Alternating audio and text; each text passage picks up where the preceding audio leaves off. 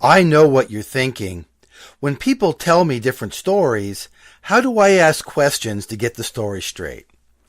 One of the best examples of asking good questions is a detective or an investigator. Investigators often deal with cases where there are different stories about what happened. Investigators ask all kinds of questions to gather clues, questions to fit the clues together, and even questions to help them determine what information can be trusted. Their goal is to put the clues together and get the story straight in order to solve the case. In trying to get the story straight, the investigator faces what looks like a puzzle.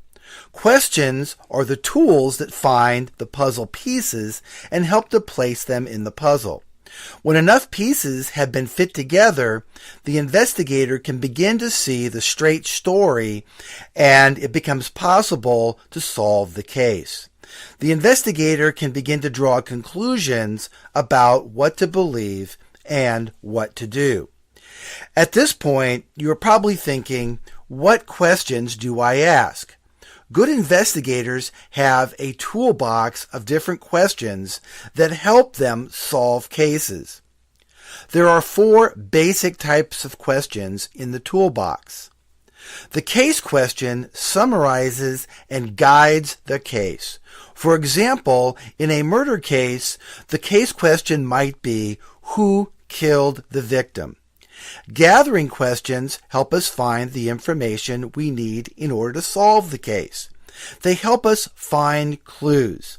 An example of this might be if a murder victim has any enemies. Reasoning questions help us to decide what the clues mean and to put them together to solve the case.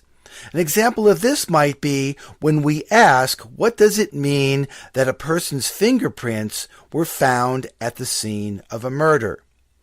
Testing questions help us to determine how much we should trust our information and how strong our reasoning is. An example of this might be asking if a suspect's wife says he was with her at the time of the murder, do we have any reasons we might not fully trust her? Now you are probably thinking, how do I use these 4 types of questions? Hold on to that thought, and we will deal with it next.